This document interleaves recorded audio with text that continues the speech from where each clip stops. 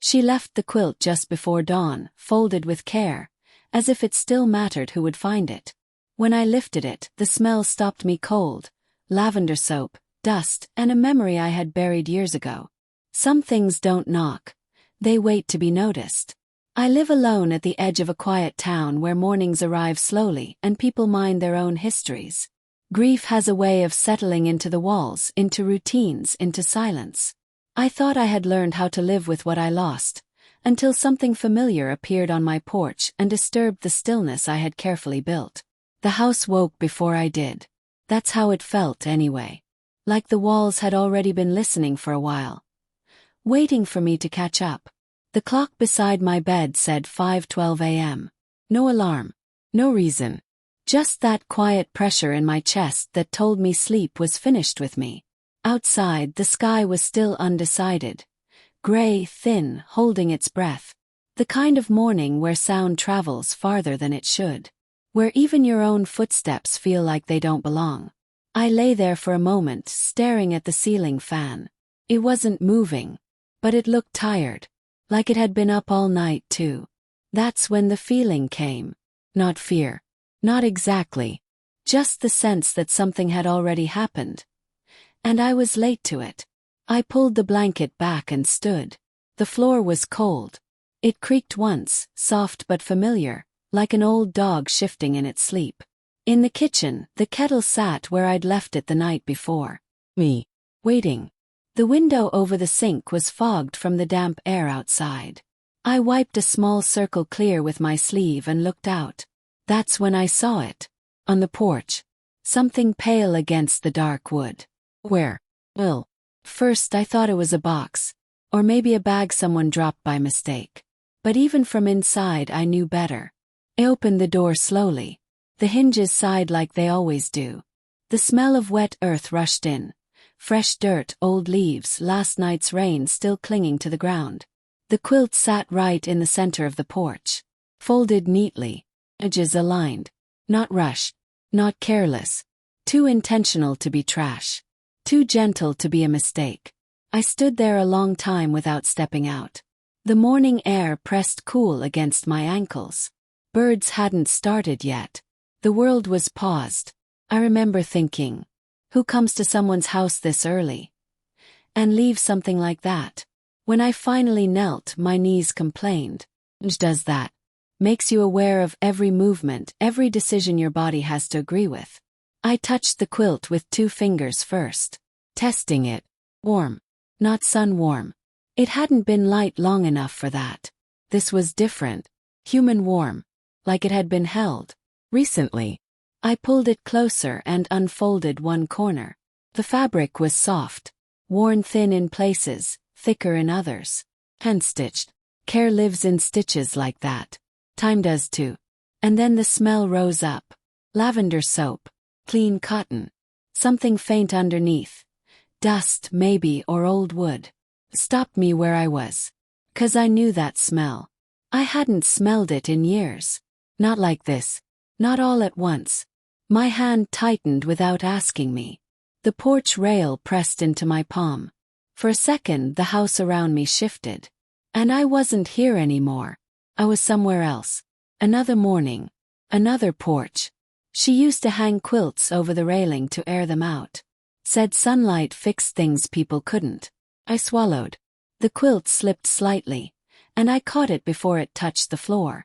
I remember thinking how strange it was. That my hands still knew how to hold something like this. I brought it inside.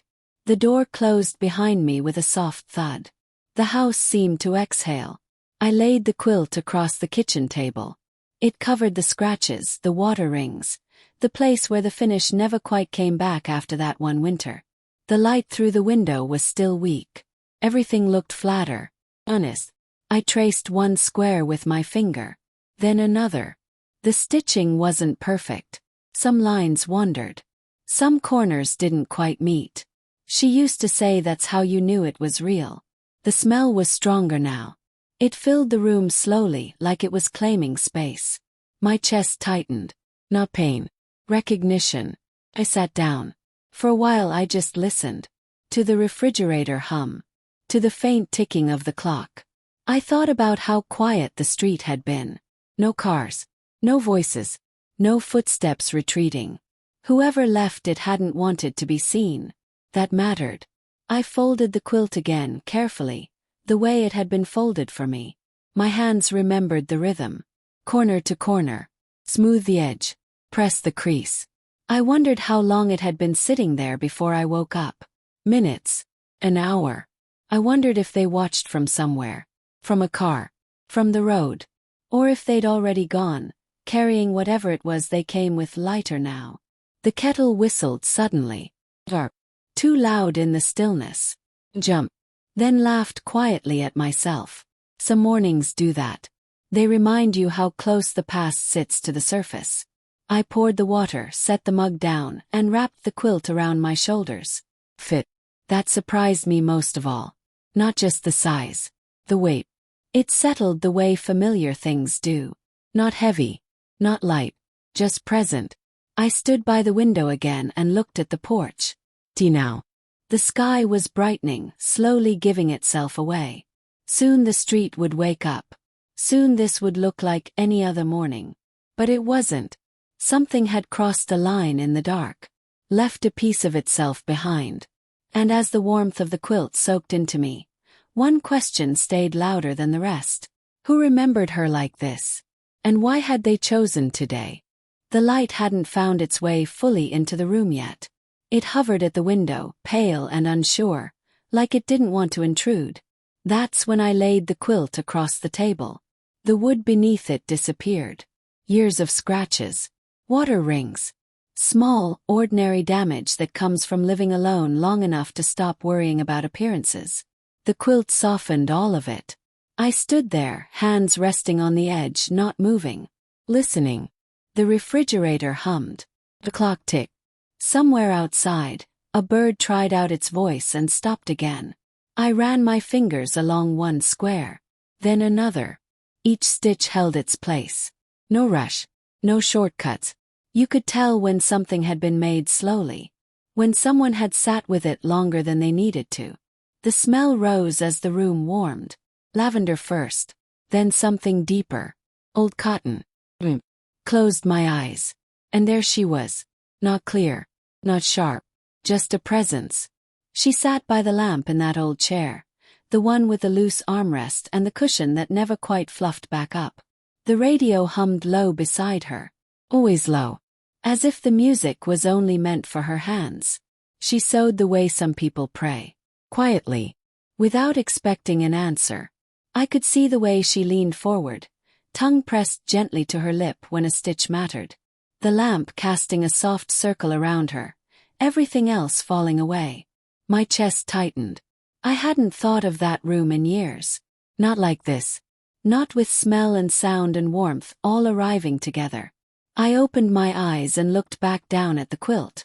My hands were shaking. Just enough to notice. I folded one corner back, then another, careful not to crease the wrong place.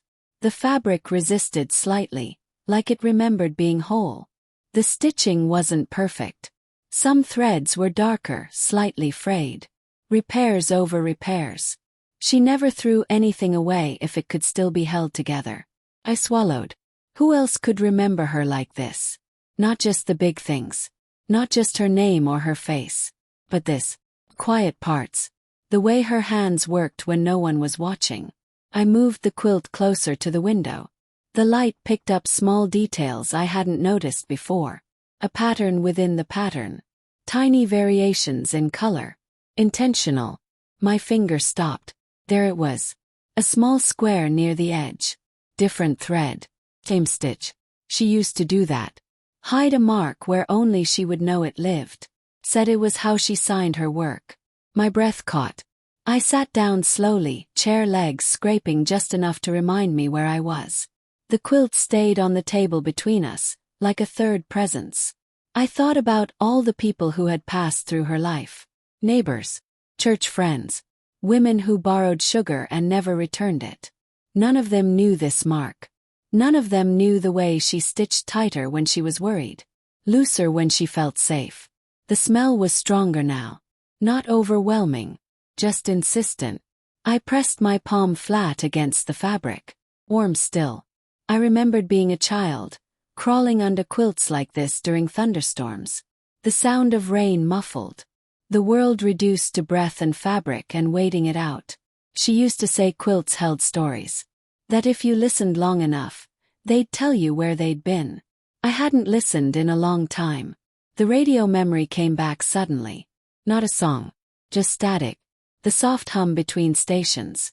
She never fixed it. Said she liked the way it filled the room without asking anything of her. Smiled. Then it faded. My hands shook again as I folded the quilt back the way it had been. Corner to corner. Smooth. Careful. My fingers hesitated over the last fold. I didn't want to trap the smell inside. Didn't want to lose it. But I did it anyway. Some things you have to close gently. I carried the quilt into the living room and draped it over the back of the chair by the window. The one I never sit in anymore. It looked right there. Like it had always belonged. I stood back and watched it settle. The house felt different. Not fuller. Just altered. Like when furniture is moved and your body keeps reaching for the old space. I made my tea and forgot to drink it. The steam curled upward and disappeared. I kept thinking about hands. The hands that made this quilt. The hands that carried it. The hands that placed it on my porch without knocking. Hands that knew when to leave. The clock ticked louder now. Morning had arrived fully, even if it didn't feel like it yet. I wondered how long the quilt had waited in the dark before I found it. If it had listened to the house the way I had earlier. If it knew I'd wake. I sat down finally across from it and let the silence stretch. Some memories ask permission before returning. Others don't. This one had walked right in. As the light climbed higher and the smell slowly softened, one thought stayed with me. Someone out there still carried her the way I did. And I wasn't sure if I was ready to find out who. By late morning, the light had changed its mind. No longer crept. Settled. Sunlight slid through the window and rested on the quilt like it belonged there. Patient. I noticed it then, not all at once, not dramatically. Just a pause in my step as I passed through the room. Something pulled at me. Turned back. The quilt hadn't moved. But the light had found new angles. It traced lines I hadn't seen before. I leaned closer. The pattern wasn't loud. No bold shapes. No sharp contrast. It was quiet. Intentional. Small choices made over time. Blue beside gray. Not just any blue. That blue. The one she used the winter the pipes froze and we had to boil water just to wash our hands. She'd said it reminded her of mornings before trouble learned our address. My fingers hovered, then touched. The fabric was smoother here. Handled more. I followed the pattern slowly, square by square, like reading something written in a language only I still knew. A strip of faded green. I stopped breathing for a second. That green came from an old dress she refused to throw away. The one she wore to church until the seams thinned and the sleeves lost their shape. She cut it up one afternoon at the kitchen table. Scissors dull, radio humming. "I'm not wasting good years," she'd said. "Not the dress. Years." I sat down. The chair made a small sound beneath me, as if it recognized what was happening. I hadn't spoken about those things in years. Not to anyone. Some memories don't fade. They just wait quietly, tucked behind your ribs. Another square. A narrow line of brown stitched tighter than the rest. That was from the old sofa. The one we dragged to the curb after the frame finally gave out. She salvaged the fabric before the truck came. Said it had seen enough of us to deserve another life. My throat tightened. This wasn't similar. This wasn't inspired. This was exact. I ran my hand along the edge of the quilt, slower now. My pulse kept time beneath my skin. Each color wasn't just chosen. It was remembered. Someone had known where these pieces came from. Had known which ones mattered. I stood and carried the quilt back to the table, spreading it fully this time. The weight surprised me. Not heavy, but present. Like a truth you've been avoiding. The sun shifted again, catching a corner near the bottom. A small, almost hidden pattern emerged. Tiny triangles. I laughed once. Surprised. She used to stitch those when she was nervous. Said straight lines made her feel trapped. My hand shook as I traced them. I hadn't told anyone that. Not ever. I folded the quilt partway, then unfolded it again. As if I expected the pattern to change. Didn't. I walked to the window and looked out. The street was awake now. Cars passing. A dog barking somewhere down the block. Life continuing unaware. I pressed my forehead to the glass.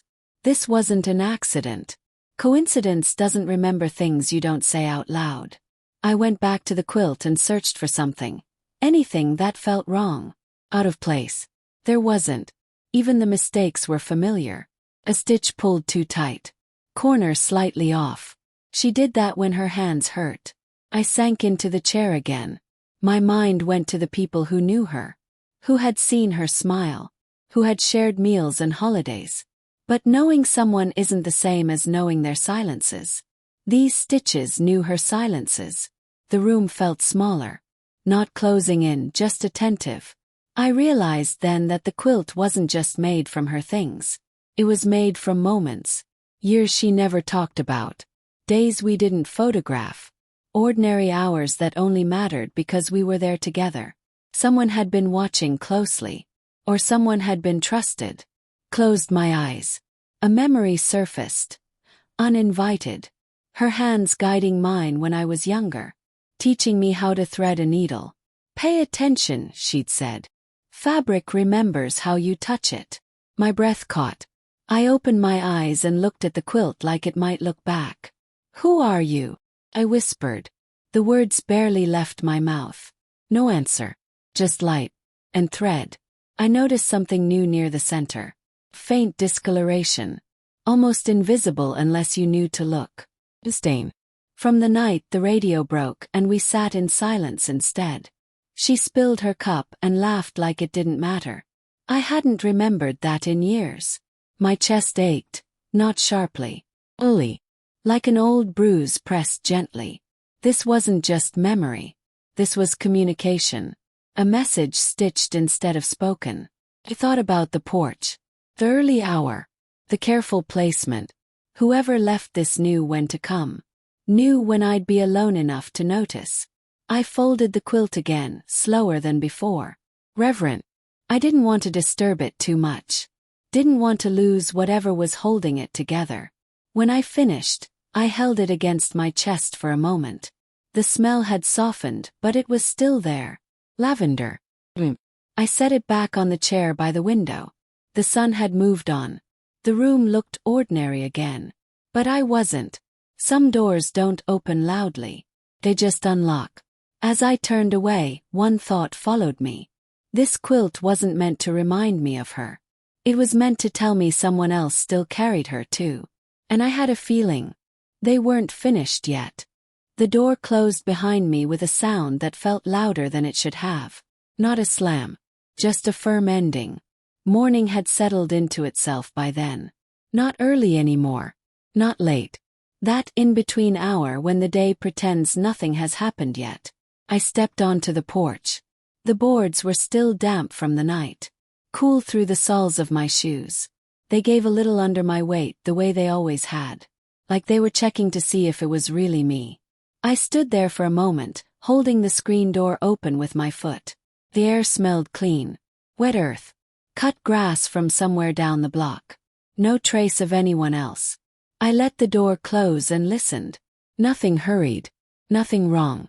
The street stretched out the same way it always did. Gray pavement, faded lines. Mailboxes leaning at familiar angles. A place that had learned how to stay exactly as it was. I shaded my eyes and looked left. Then right. No cars pulled over.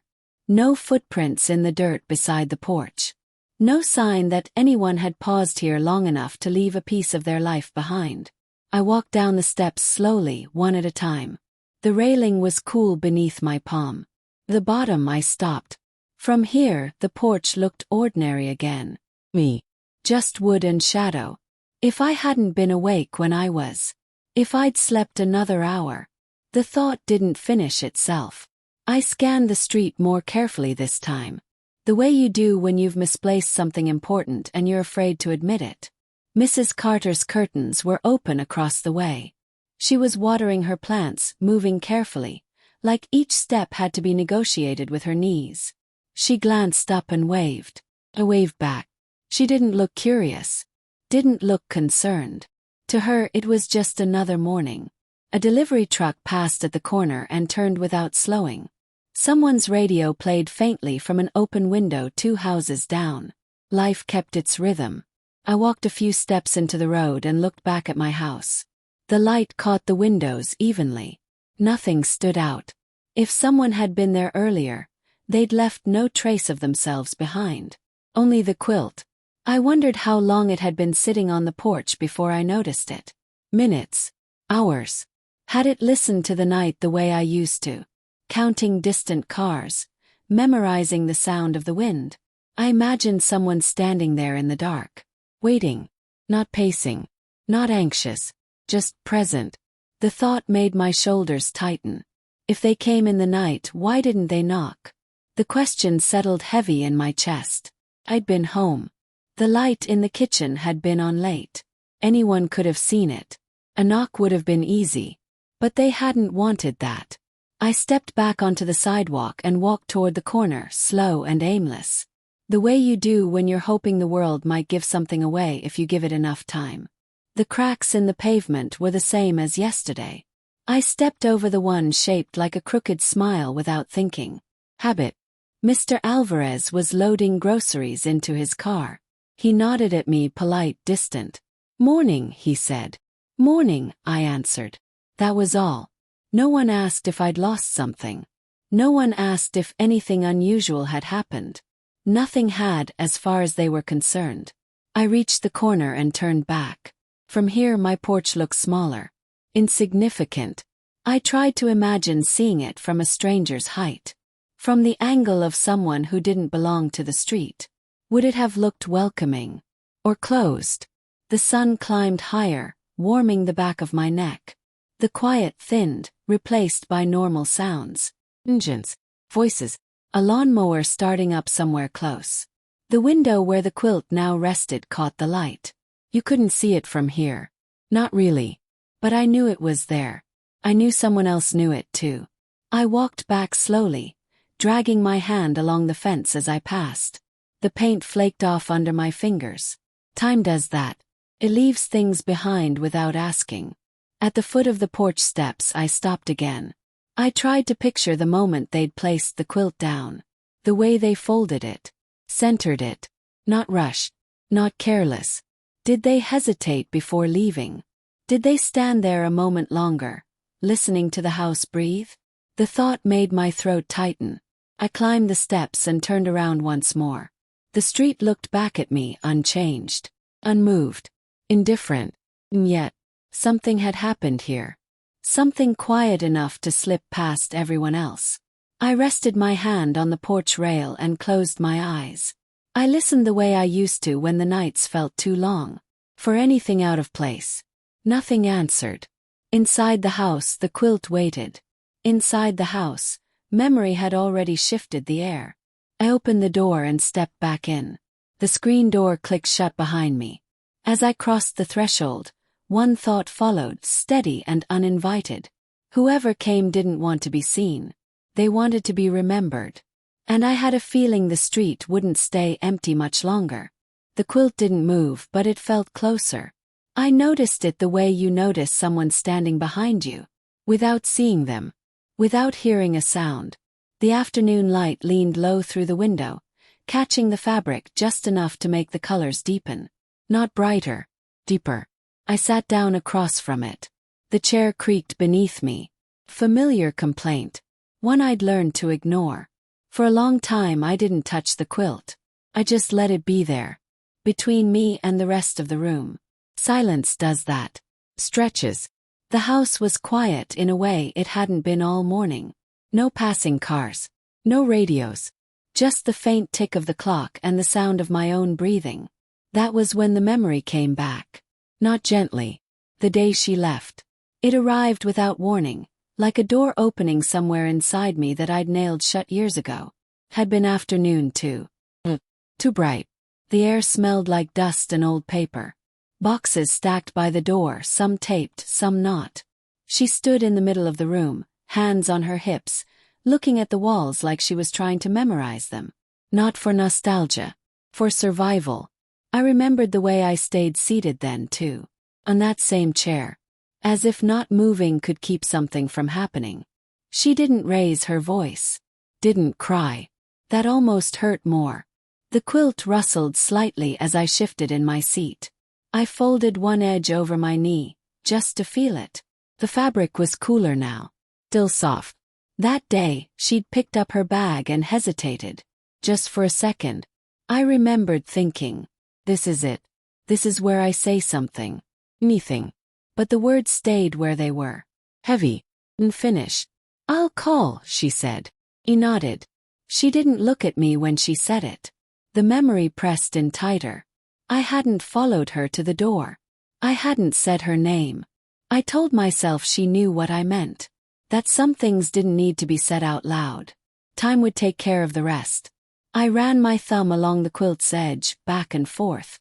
A nervous habit I'd forgotten I still had. Time didn't soften it. Time hollowed it out. The silence after she left was louder than any argument could have been. The house learned new sounds. My footsteps. The way the floor settled at night. I learned how to live around that absence. Careful not to bump into it. The quilt pulled that memory forward and laid it out flat. There was the afternoon light. There was the bag by the door. There was me, staying seated, believing silence was safer. My throat tightened. I hadn't thought about apologies in a long time. Not because they didn't matter, but because they no longer had anywhere to go. The quilt smelled faintly of lavender still, but underneath that was something else now. Something sharper. Regret has a smell too. People just don't talk about it. I pressed the quilt to my chest just once. Brief. The weight surprised me. Not heavy. Just enough to remind me I was still here. I remembered the nights after she left, sitting by the window with all the lights off, waiting. The phone never rang. Neither of us called. We both waited for the other to be braver. I let the quilt fall back into my lap. My hands shook. I told myself I'd made peace with it. That years of distance had sanded the sharpness down. But memory isn't smooth. Wait. And when it comes back whole. The quilt sharpened every edge I'd pretended was dull. The unsaid words. The apology that stayed folded up inside me. Never delivered. I wondered then. Was this quilt meant to comfort me? Kindness. A way of saying someone remembered what I couldn't say out loud. Or was it a reminder? A quiet accusation stitched in fabric. I stood up and walked to the window. Quilt still wrapped around my shoulders. Outside the light was starting to fade. Shadows lengthened across the yard. Life was moving on without asking me anything. I rested my forehead against the glass. The cold steadied me. If she had stood here now, I wouldn't know what to say. That realization hurt more than the memory itself. The quilt slipped slightly and I caught it. The motion felt familiar. Protective. She used to say quilts weren't made to fix things. Just to keep you warm while you waited. I turned back toward the room. The chair sat where it always had. Table. The clock. All of it unchanged. And yet, I was different now than I'd been that day. Older. Worn. Still unfinished. I folded the quilt carefully and set it back on the chair by the window. The place it seemed to prefer. The room felt heavier without it on my shoulders. Colder. I stood there for a moment, hands at my sides. The silence settled again, but it wasn't empty this time. It was full of things I'd never said. As the last of the daylight drained from the room, one question stayed with me. Had the quilt been left to help me remember what we lost? Or to remind me it was never too late to feel it? The answer didn't come. But the quilt stayed. And somehow that felt like it meant something. The house was quiet in a way that felt deliberate. As if it had decided to listen. The light outside had softened into late afternoon. The kind that turns everything a little gold, a little tired. Dust floated through it slowly, like it had nowhere else to be.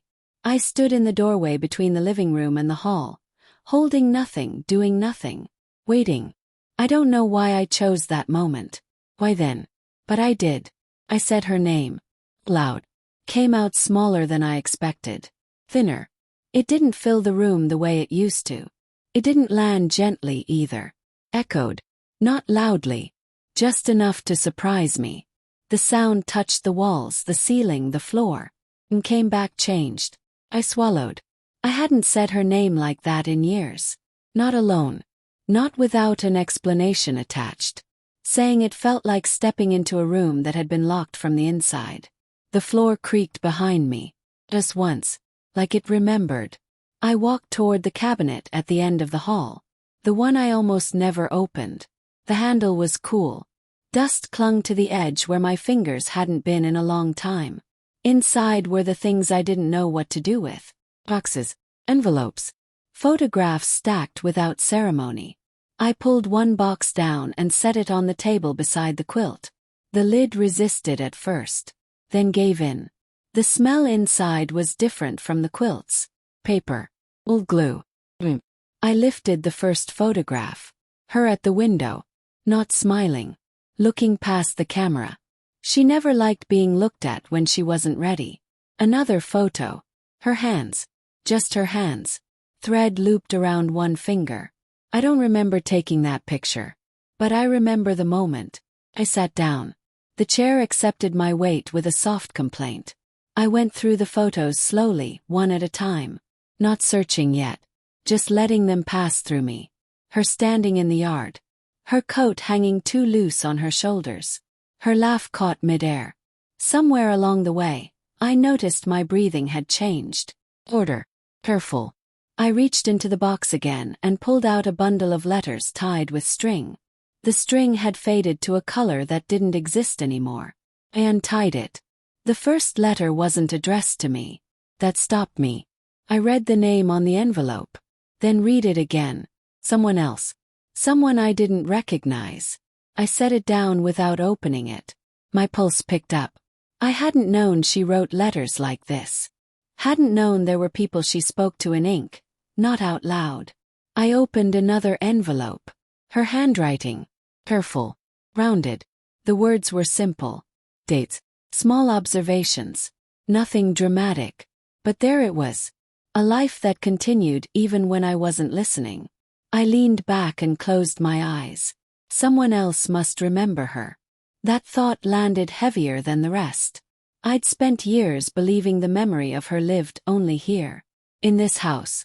Me. That it was my burden. My privilege. But memory doesn't belong to just one person. I picked up another letter and read until my eyes blurred. She mentioned a quilt. Not this one, but the way she talked about fabric. About color. I felt the air shift in the room. I turned my head slowly toward the chair by the window. The quilt sat there, quiet. Watching. Who still carried her scent after all these years? The question rose uninvited. Not who remembered her name. Not who knew her face. But who carried her like that. Close enough to keep the smell of her hands. I looked back down at the photographs. There was one near the bottom of the box I hadn't seen before. It was creased. Endled. Her standing beside another woman. They were close. Shoulders almost touching. The other woman's face was turned slightly away from the camera. But I could see her posture. Familiar. Not to me. But to her. My chest tightened. I studied the photograph longer than the rest. The way their shadows overlapped. The way her hand rested light on the other woman's arm. Not possessive. Just present. I hadn't known this version of her. I hadn't asked. I set the photo down carefully. The room felt smaller now. Not claustrophobic. Just full. Full of lives brushing past each other without colliding. I said her name again. Softer this time. Didn't echo. Settled. I realized then that saying her name wasn't about calling her back. It was about admitting she hadn't been alone in the world the way I'd told myself. I gathered the letters and photos back into the box, slower now. More deliberate. I wasn't finished with them. Just not ready. I tied the string again, leaving it looser than before. Some things don't want to be bound too tightly. As I stood, the scent of the quilt reached me again. Faint. Persistent. Not just lavender.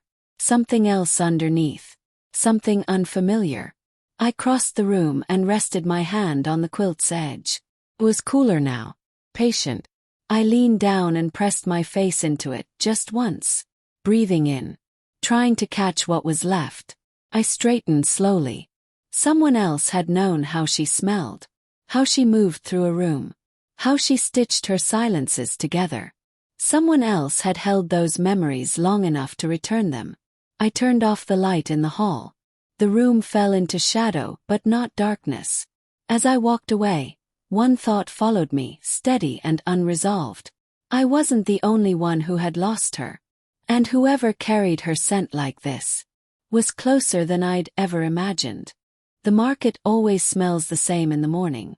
Old canvas, fresh fruit, something fried, carried on the air longer than it should be. I hadn't planned on going. But the house felt too quiet, and the quilt, still resting on the chair by the window, seemed to watch me as I put on my coat. Outside, the sky was pale and open. The kind of day that doesn't ask questions. The market sat 3 blocks down, tucked between buildings that leaned toward each other like they'd been sharing secrets for years. I walked slowly, hands in my pockets, listening to my own footsteps keep time. By the time I arrived, the place was already awake. Vendors calling out prices. Plastic bags snapping in the breeze. Coins clinking. Ordinary life. That helped. I drifted without purpose at first. Vegetables. Bread. A table of chipped mugs I didn't need. Then I saw the fabric stalls. They were pushed together near the back, bolts stacked high, colors layered like memories that hadn't decided what they were yet. I stopped without meaning to. My fingers reached out before my mind did. Cotton. Wool. Something rough that scratched lightly against my skin. Don't sew. Not really. But my hands know fabric. They lingered too long, tracing edges, lifting corners. That's when I felt it. The sense of being watched. Not sharply. Not threatening. Just noticed. I didn't look up right away. People glance all the time at markets. You learn not to read into it. Still the feeling stayed. When I finally raised my head, she was there. Standing a few steps away. Close enough to see the lines around her eyes. Far enough that it didn't feel like an intrusion. She wasn't looking at my face. She was watching my hands. Froze. Not dramatically. Just a pause. Like the world had dropped a stitch. Her expression didn't change when our eyes met. No smile. No apology. She didn't look surprised to see me looking back. That unsettled me more than anything else. The vendor said something I didn't catch. Someone laughed behind us. Life kept moving. She shifted slightly as if to leave, then stopped. Her gaze returned to my hands. They were trembling. I hadn't noticed. I tucked them into my pockets. Only then did she look up at my face. Her eyes were soft. Not curious. Not judging. Familiar.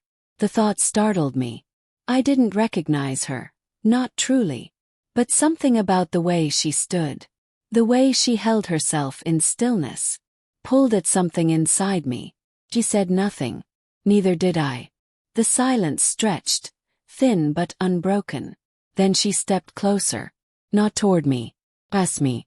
As she brushed by, her coat sleeve grazed my arm. Just once. Just enough. The scent followed her. Lavender. Cotton. Something older underneath. My breath caught. I turned too quickly. Wait. The word came out before I could stop it. She was already moving away. The crowd swallowed her easily. One shape among many. I stood there, heart beating louder than the noise around me. I scanned faces. Oh, air. Nothing. Just people buying apples. Arguing over prices. Living. The vendor cleared his throat. You buying or just remembering? He asked, not unkindly. I shook my head. Just looking, I said. My voice sounded far away. I stepped back from the stall and leaned against a pole, grounding myself. The metal was cold through my coat. I told myself it was nothing. Coincidence. A trick of memory sharpened by grief and fabric and too much quiet. Smells travel. So do thoughts. Ill. That scent hadn't been everywhere. It had been precise. I walked through the market slower now, alert in a way I hadn't been before. As if I might bump into the past again if I wasn't careful. I passed the flower stall. The bread table. A woman counting out change with shaking hands. Anyone could carry lavender. Anyone could wear a coat like that. But not everyone watches hands. I reached the edge of the market and stopped. For a moment I considered calling out, asking if anyone had seen a woman. But the words fell apart before they formed. What would I even say? I turned back once more, scanning the crowd. Nothing. The noise pressed in again. Louder now. I exhaled slowly and let my shoulders drop. Imagination does strange things when it's given room. I walked home with empty hands. The street felt different after the market. Quieter. Narrower. At the house I paused on the porch. The door looked the same as it always had. Closed. Waiting. Inside, the quilt still rested on the chair. Unmoved. I crossed the room and touched it, just to be sure. Oh. Familiar. I pressed my face into it, breathing in deeply. The scent was there. The same. My heart sank and lifted all at once. If it was imagination, it was a convincing one.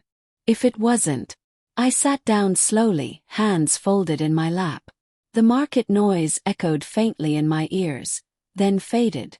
I thought about her eyes. How they'd lingered. How they'd known where to look. She hadn't seemed curious. She'd seemed certain. I stared at the quilt until the light began to shift. Some questions don't demand answers right away. They just settle in, waiting to be acknowledged.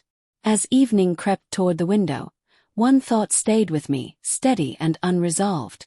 If that woman wasn't real, then my memory was stronger than I thought. And if she was, then she knew exactly where to find me. The house was dim when I came back. Not dark, just holding its breath. Late afternoon light slipped through the curtains in thin bands, landing on the floor like quiet instructions. The clock in the kitchen ticked once too loud, then settled again. I closed the door softly, the way you do when you're not sure what's waiting on the other side of the room. The quilt was still there, folded over the back of the chair, patient, unchanged. For a moment I stood by the doorway and watched it, the way you might watch someone sleeping, afraid that looking too hard might wake something you're not ready for. I took off my coat, set my bag down, moved closer. The air smelled faintly of dust and old cotton. The house always smelled like memory when the light started to fade. I touched the quilt with one finger first, just to feel the texture again. Worn thin in places, stronger than it looked. I sat down and lifted it into my lap, letting its weight settle. Knew me. Or maybe I was the one who remembered it. This time I didn't rush. I followed the stitching slowly, seam by seam, as if reading a language my hands had learned long before my mind forgot it. Small even stitches. Careful. Intentional. Someone had taken their time with this. I smoothed one square, then another. Patterns repeated, then shifted. Blues fading into cream. A corner patched with a different thread, darker, almost hidden. That's where my fingers paused. Not because it looked wrong. Because it felt deliberate. I leaned closer, squinting as the light slid across the fabric. The seam was tight. Too tight. I ran my nail along it gently. A resistance. The faintest ridge beneath the thread. My breath slowed. I told myself not to expect anything. That fabric holds all kinds of imperfections. That age leaves marks that don't mean anything at all. Still my hands trembled. I fetched my sewing kit from the drawer. The same one that's followed me through 3 houses and 2 lifetimes. The tin creaked when I opened it. The needle caught the light. I hesitated. Then, carefully, I slipped the tip beneath the seam and eased it open just enough to see inside. Something dark flashed beneath the fabric. My chest tightened. I widened the opening, slow and precise, afraid of tearing more than I should. There it was. A small stitched mark, hidden between layers. No bigger than my thumb. Simple. Almost invisible. But I knew it. The recognition hit me before thought could catch up. Like a smell. Like a sound you don't hear anymore but still remember how it once felt in your bones. My breath caught sharp and sudden. That mark. It wasn't decorative. It wasn't functional. It was a symbol. Private. Something only two people would ever understand. My fingers hovered over it, afraid to touch. Afraid that contact might make it disappear. I hadn't seen it in decades. Not since the nights when we stayed up too late, bent over fabric, whispering like the walls might listen. Not since promises were sewn instead of spoken. I pressed my lips together, holding back a sound that didn't know what it wanted to be. This hadn't been an accident. You don't hide a symbol like that by mistake. You don't stitch something meant to be unseen unless you expect someone, one day, to look closely enough. Closed my eyes. The room seemed to tilt slightly, as if adjusting to the weight of what I now knew. All this time, I'd thought the quilt was finished when it was folded away. Complete. Closed. This was a message. Not written in ink. Not spoken aloud. Placed where it could survive years of being handled, washed, ignored. Waiting. I traced the mark gently with my finger. The thread was still strong. I laughed then. Just once. Soft and breathless. Of course it was meant to be found slowly. That was always her way. Never all at once. Never too much. Piece by piece. Stitch by stitch. The room darkened as the sun slipped lower. Shadows stretched across the floor, reaching toward my feet. I looked around, half expecting to see someone standing there, watching, waiting for me to notice. No one was. Just the house. The ticking clock. The quiet. But the quiet felt different now. Full. I folded the quilt back carefully, leaving the seam just as I'd found it. Almost closed, the secret still tucked inside. Some things don't need to be exposed to be understood. I sat there for a long time, hands resting on the fabric, letting the truth settle into me. This wasn't about memory playing tricks. This was intention. Someone had wanted me to find this. Not yesterday. Not all those years ago. When I was finally ready to look without flinching, I thought of the woman at the market. Her eyes. Her certainty. I thought of the scent that lingered where she'd passed. Threads don't just connect fabric. They connect time. I stood slowly and carried the quilt to the window, holding it up to the fading light. The symbol vanished again, hidden by shadow and cloth. But I knew exactly where it lived. As night pressed gently against the glass, one truth settled quietly in my chest. This wasn't the end of the story. It was a map. And whoever had stitched that mark had trusted me to follow it, one careful thread at a time. The lamp was the only thing awake. A small circle of light on the table, breathing softly against the dark. I sat beneath it with the quilt wrapped around my shoulders, the way you hold onto something when the night feels too wide. The fabric rested heavy and warm, carrying the faint smell of cotton and thyme. The house had settled into its evening sounds. Pipes clicking, wood stretching. The kind of noises that remind you you're not alone, even when you are. Outside, a car passed once, tires whispering over the road, then nothing again. I didn't turn on the television. Didn't reach for a book. I just sat. The quilt brushed my neck when I shifted, and the stitched seams pressed gently against my skin, like hands that knew where to rest. I stared at the empty chair across from me. The one no one ever sat in anymore. Felt wrong to keep quiet. So I didn't. I didn't know how to say it, I said, my voice low, almost unsure of itself. The words felt strange in the air, as if they hadn't been spoken in a long time. The room didn't answer. But it didn't pull away either. I swallowed. I thought there would be time. The clock ticked once, steady and patient. I told myself that silence had always been safer. That some truths were too sharp to hold without cutting someone. That leaving things unsaid was a kind of kindness. But sitting there, wrapped in what she had left behind, those reasons felt thin. I should have listened more, I said. The sentence came out uneven, like it hadn't been practiced. My fingers tightened in the fabric. There had been so many moments, small ones, the kind you don't mark when they happen. Her standing in the doorway, coat already on, waiting for me to look up. Me pretending not to notice. Her hands busy with something unnecessary, giving me space to speak first. Me filling that space with nothing. I hadn't meant to be cruel. I just didn't know how to be brave. I was afraid, I said, and the words settled into the room like dust. Afraid of saying the wrong thing. Afraid of opening something I couldn't close. Afraid that once the truth was spoken, it would demand something from me. The quilt shifted as I leaned back, and for a moment, it felt like the room leaned with me. I laughed softly, not because anything was funny, because sometimes laughter is the only sound that fits when regret gets too loud. You waited, I said. I know you did. She had always been patient, too patient, waiting for apologies that never came. Waiting for questions I was too proud to ask. Waiting for me to notice how tired she was of holding everything alone. The house creaked somewhere down the hall. Familiar sound. A comforting one. I thought silence would pass. I went on. That time would soften it. That if we didn't touch it, it wouldn't hurt anymore. I pressed my cheek into the quilt. The fabric was cool there, untouched by warmth. But it stayed, I whispered. It stayed exactly where we left it. The truth of that pressed harder than I expected. Memory isn't loud. It doesn't knock. Wait. I closed my eyes and let the quiet fill in the spaces between my words. I'm sorry I didn't say your name more, I said after a while. Sorry I pretended I didn't need you when I did. The admission felt like loosening a knot I'd been carrying for years. I wasn't asking for an answer. I wasn't even sure who I was speaking to anymore. A room.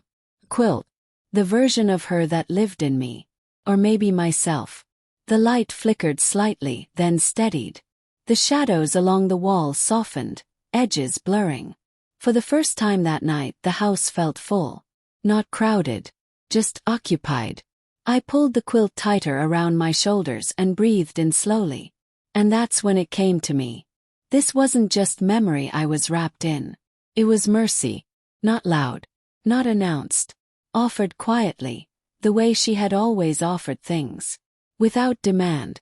Without conditions. I had spent so long thinking forgiveness was something you asked for.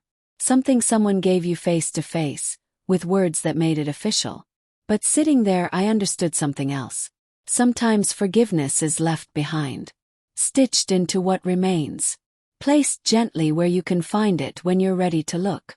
My chest tightened, not with pain this time but with something softer. Relief maybe. Or permission. I spoke one last time, barely above a breath. I hope you know I loved you, I said. Even when I didn't know how to show it. The clock ticked on. The lamp hummed. Nothing answered. And yet the room felt lighter. I stayed there until the light grew thin and the night deepened. Until the quilt warmed fully against me and my thoughts finally slowed. When I stood to turn off the lamp, I hesitated, hand resting on the switch. For a moment, I imagined someone sitting in the dark after I left. Wrapped in the quiet. Listening. I turned off the light. The room disappeared, but the warmth didn't. As I walked down the hall, the quilt trailing softly behind me, one question followed like a shadow. If forgiveness had been offered so gently, what was I meant to do with it now? The light was thinning when I noticed her. That soft hour before evening decides what it will become. I had just closed the window. The air outside smelled like dust and cooling pavement, the kind that settles into your clothes if you linger too long. I turned from the latch, and that's when I saw her. At the end of the porch. Not stepping up. Not turning away. Just standing there, hands folded together, as if she'd been waiting for permission that hadn't arrived. For a moment I stayed still. The house seemed to hold its breath with me. She looked older than I had imagined. Lines at the corners of her mouth. Hair pulled back, streaked with gray that caught the last of the light. But her eyes. I knew those eyes. I opened the door slowly. The hinge creaked, low and familiar. She looked up, startled, then softened. as if she'd rehearsed this moment too many times to count. "I wasn't sure you were home," she said. Her voice carried the weight of distance, not just miles, years. "I am," I replied. That was all. She stepped closer, stopping just before the first stair. She didn't cross it. "I didn't mean to intrude," she said. I needed to see the place. Place, not the house." I nodded once. My hands stayed at my sides. She glanced past me, into the dim hallway behind my shoulder. Her eyes lingered there, like she was greeting something quietly. "You kept it," she said. I didn't ask what she meant. We stood in that space between us, the porch boards warm underfoot, the evening settling into shadows. "I'm the one who brought the quilt," she said finally. The words didn't land hard. They landed sure. I felt my breath pause, then return. "I hoped you'd find it," she added. "Not all at once. Just when you were ready." I stepped aside and let the door open wider. She hesitated, then nodded once, grateful. Inside, the house adjusted to her presence. The floor creaked beneath her steps, like it remembered how to carry someone else's weight. She stopped when she saw the quilt folded on the chair. Her hand lifted, then dropped again. "You kept it close," she said. "I did," I answered. She smiled then, but not with her eyes. We sat across from each other, the quilt between us like a shared language neither of us spoke aloud. "I knew her," she said after a moment. "Not the way you did." Her gaze stayed on the fabric. "She was younger when I met her. Braver than she let on." Waited. "She talked about you," the woman continued. "More than she realized." That made something shift inside me. "She said you were the quiet one," she said. "The one who watched before speaking." I looked down. "She worried you thought she'd left too much unsaid." The room felt smaller then. Not tight, just focused. "She didn't know how to finish things," the woman said gently. "But she believed in leaving something behind that could speak when she couldn't." Her fingers brushed the quilt, barely touching. "We worked on it together," she admitted. "Years ago." She started it. I helped where I could. I thought of the stitches, the private symbol hidden deep in the seam. "You knew," I said. She nodded. "She asked me to remember," the woman said. "Because she was afraid you might forget." Silence settled again, thick but not heavy. "I didn't forget," I said. "I know," she replied. "That's why I came." She finally looked at me, then really looked. "Grief doesn't belong to just one person," she said. "And neither does love." The words didn't ask for anything. They just rested there. "She wanted you to have it," the woman added. "But she wanted someone else to carry the weight of bringing it back." I exhaled slowly. "Why now?" I asked. The woman's shoulders lowered. "Because unfinished things don't disappear," she said. "They wait." The clock ticked softly behind us. "She believed you'd understand when the time was right," she continued. "That forgiveness doesn't always come face to face. Sometimes it arrives folded. Quiet." I thought of the nights I'd sat alone with it. The words I'd finally spoken. "Do you feel at peace?" I asked her. She didn't answer right away. "I feel lighter," she said. "That's something." Outside, the sky deepened into blue. The first porch light flickered on across the street. The woman stood, smoothing her coat. "I won't stay long," she said. "I just needed you to know." She wasn't alone at the end. That mattered more than I expected. At the door she paused. "You don't owe me anything," she said. This wasn't about answers. She stepped onto the porch, then stopped again. "Shared grief doesn't always make things heavier," she said softly. "Sometimes it makes room." She turned and walked away, her figure thinning with the light until she blended into the evening like she'd never been there at all. I closed the door slowly. The house felt different now. Not full. Not empty. Balanced. I unfolded the quilt once more, running my fingers over the stitches, over the place where her hands and another's had worked together. The fabric no longer felt like a question. Felt like an offering. I draped it over the chair by the window, where the last light touched it gently. Outside, night settled in. Inside, something finally rested. And as I stood there, listening to the house breathe, one thought stayed with me. Peace could be shared. Maybe it could also be carried forward. The house didn't go silent all at once after she left. Softened. Like a room after a prayer has ended. The porch light stayed on longer than it needed to. I watched its glow spill onto the steps, pale and steady, until the night insects found their rhythm again. Only then did I turn back inside. The door closed with a sound I knew well. Not a goodbye. Just a return. The quilt rested where we'd left it, folded neatly on the chair by the window. It looked smaller now. Not diminished. Just settled, as if it had finally found its place. I stood there for a while, hands loose at my sides, listening to the house remember itself. The tick of the clock. The distant hum of a car passing somewhere far enough away to not matter. I lifted the quilt slowly. Its weight surprised me again. Not heavy, not light. Certain.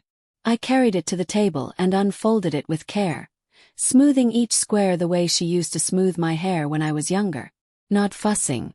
Just enough to say, I see you. The light from the window touched the fabric gently, pulling out colors that had gone quiet over the years. Blues that once felt like summer. Browns that held the warmth of old kitchens and wooden floors. The scent was still there but fainter now. No longer a rush. More like a memory exhaling. I didn't chase it. I folded the quilt again, slower this time, aligning the edges until they matched.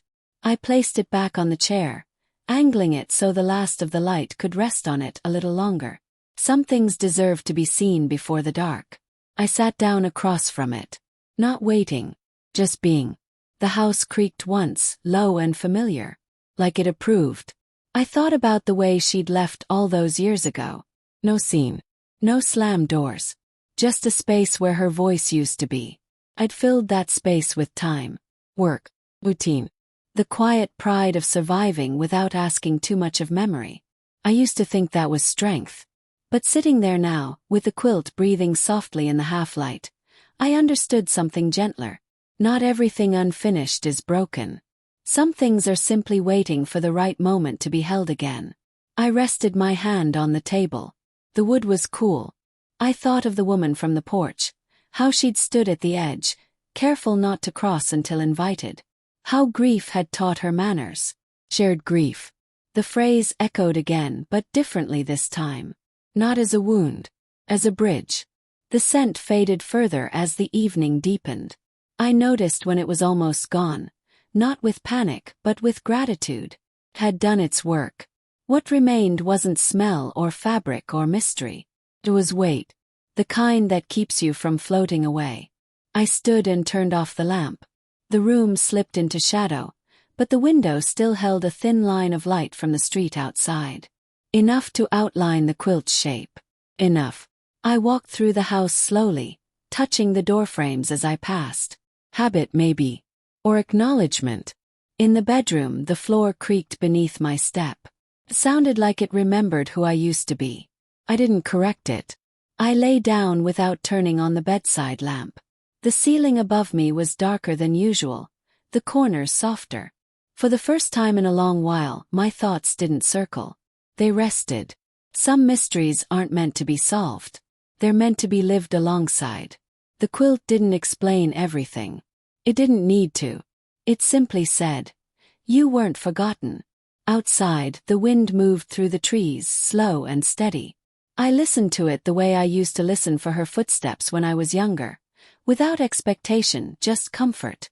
As sleep edged closer, another thought surfaced. Quiet. Persistent. If this memory had waited so patiently to be acknowledged, what else had I set aside, thinking time alone would take care of it? The house breathed. The night held. And somewhere, just beyond reach, other memories waited, not to haunt me but to be noticed. I closed my eyes, letting that thought remain unfinished. Because some endings aren't meant to close. They're meant to stay open. Toughly. For whatever comes next.